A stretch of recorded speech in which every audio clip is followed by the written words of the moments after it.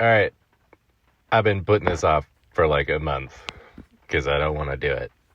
Because I got to sit here and watch this video for 15 minutes. But it's good. You're going to like it. I've just seen it a bunch of times because I've been editing it. But anyway, I'm going to do this in one take, so sorry if it sucks.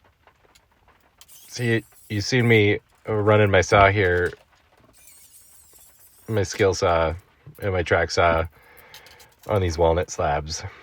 I bought 2 walnut slabs.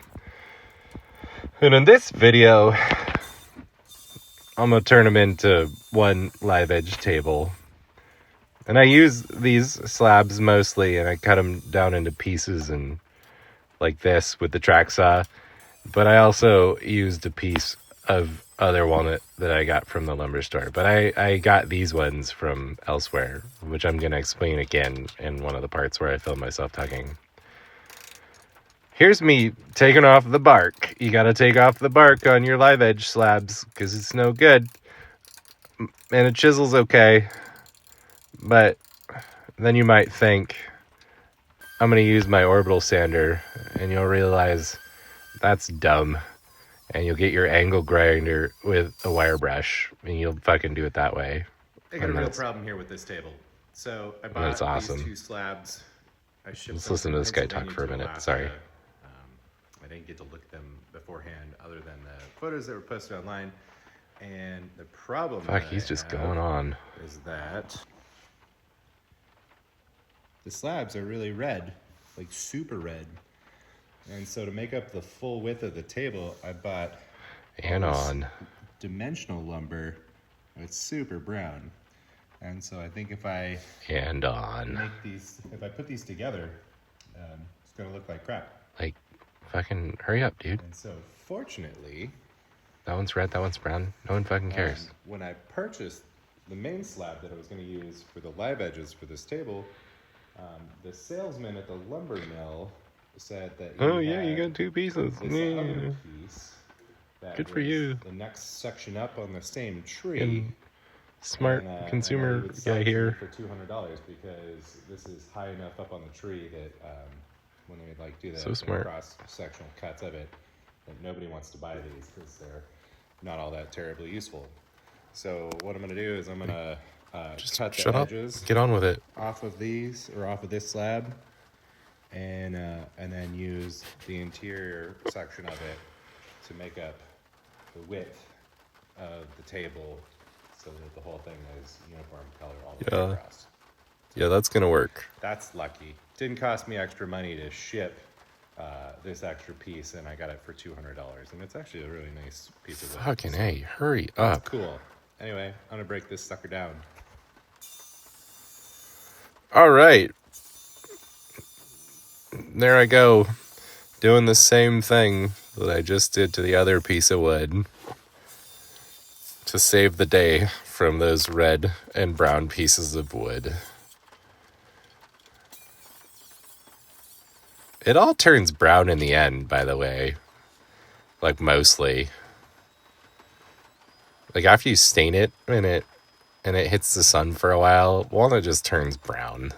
The redness all goes away. Just then you saw me planing for like 2 seconds. And these boards came to me in 12 quarter, which, what is that? Like 2.5 inches thick. And I had, or 3 inches or something. It's 3 inches. It's about 3 inches. I had to plane it down to 2 inches. That took forever. But I got it done. Here's me thinking I figured it out, but I haven't figured it out. I'm not going to figure it out. There's the piece that I got from the lumber store, it doesn't go with the 2 walnut slabs that I broke down. And I eventually figured to cut it in half, and you're not going to see that. And then slide it in a couple of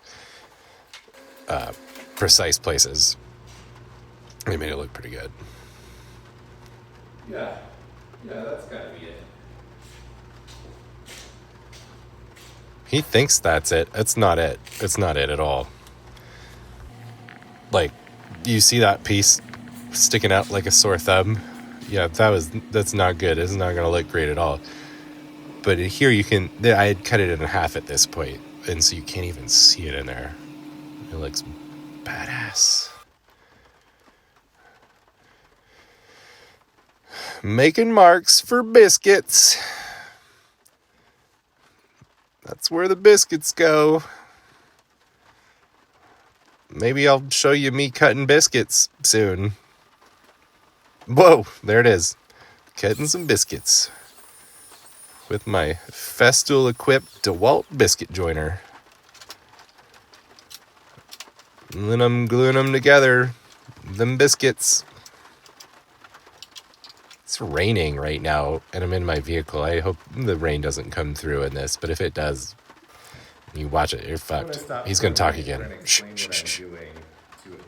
It's going to be good. To the main body of the table. And so I had to think about it for a minute to get it just right. The main problem I have is that this edge tapers and it's very sharp because it's a live edge. And if I take my pipe getting kind of paunchy and compress this board to the body, that's what office work will do to you. If you're in an office job, you should quit and make tables. So what I've done is so you don't get fucking gut like this jabroni. Going this direction and this direction, and I went ahead and cut these little blocks. Just disgusting. That match the angle of tapered live edge. It's a lot of bean burritos that guy was eating. Another important part is Taco Bell. The pipe clamp. Cheap bastard. To the bottom of the table. That way, it just when you run this wedge in, it doesn't push the table up. Why is his hat backwards? So then, and start compressing it. It'll close up the seam. Is it cool for 40-year-old guys to wear their hats backwards?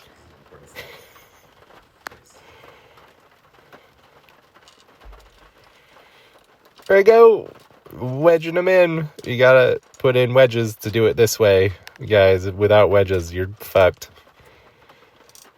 And your table edge will get jacked up. You have to sand it out, and it won't be as natural. Get them clamps on there, too. You gotta clamp it on there, even though it's not gonna make it be flat. You're gonna end up doing some fucking work to get that fixed. And then you sand and sand, and then he sands and sands and sands with his backwards hat and his Taco Bell bean burrito gut. Cut them edges off, get it flush, 10 feet. Oh, hang on, he's gonna talk some more.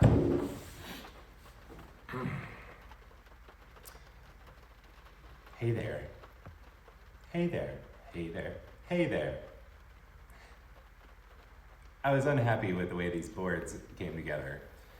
They're a little wavy across the width of the slab. And so I'm gonna fix that, I think.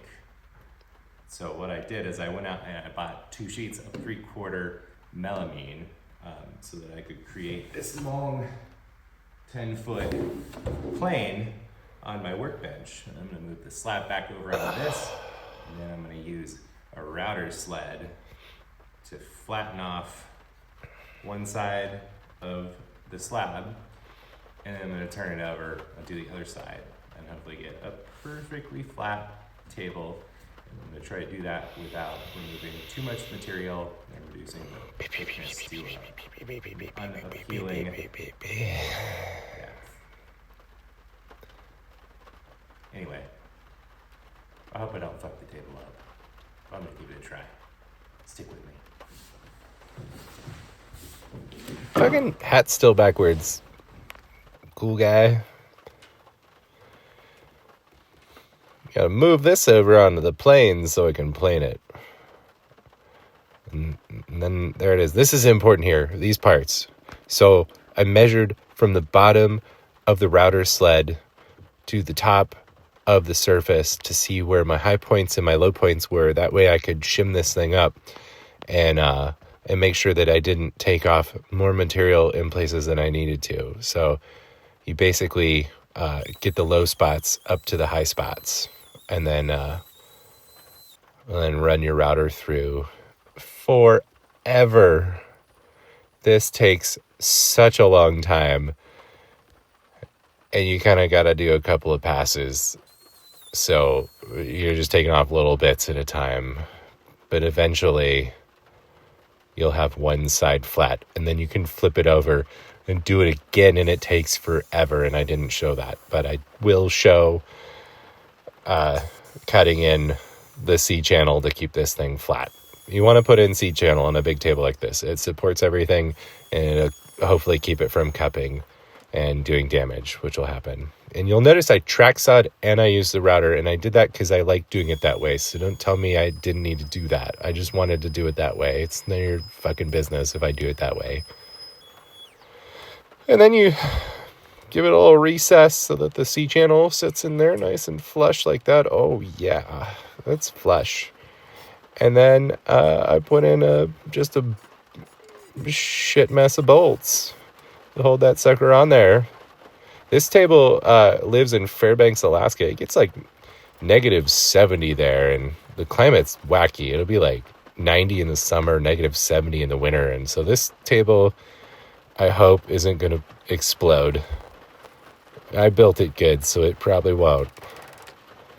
And then I fabbed up the base with some steel and my welder. And I suck at welding, and I know I suck at welding, but I'm good enough for like shitty table legs. So I don't need to hear any action about how lame my welding is and what I'm doing wrong there. It doesn't matter. There's this little center column that goes in those fancy legs, and I glued it together. And then here I made a little square recess for the table legs to attach to the table like that. Look at it go. And you slide that pole in there like a gentleman. Hit it with some inserts and bolts, and look at that shit. Oh, it's coming together. Anybody that's watching this, which won't be many, it's coming together. Looking good. And then I put Rubio monocoat on because I'm a fucking guy on the internet showing you woodworking videos, and that's what they use. That's what we use. Because it's easy and it kind of looks good most of the time. And that's a done deal, you guys. Look at how nice this table is. That's 2 slabs cut up, joined together with a piece of lumber from the hardware store. Not like Lowe's, like my local supplier. But you can't even barely see those extra pieces that are in there. It looks so cool. Anyway, this turned out great.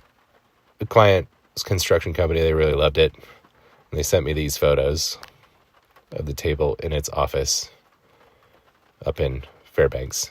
More precisely, North Pole, Alaska, which is near Fairbanks. Anyway, if you watch this whole thing, you're the bomb. Thanks.